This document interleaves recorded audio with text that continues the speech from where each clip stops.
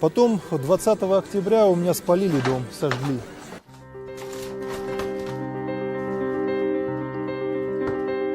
Сожгли все мои основы, сгорел дом, сгорела вся моя техническая материальная база для работы в правозащите и в работе в журналистике. То есть в Узбекистане у меня было уничтожено все.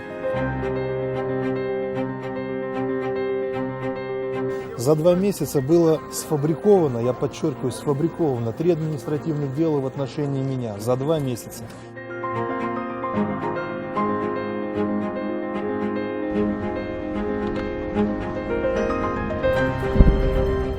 Впервые обвинили в национализме. То есть я якобы своей публикацией разжигаю национальную рознь между узбеками и русскими.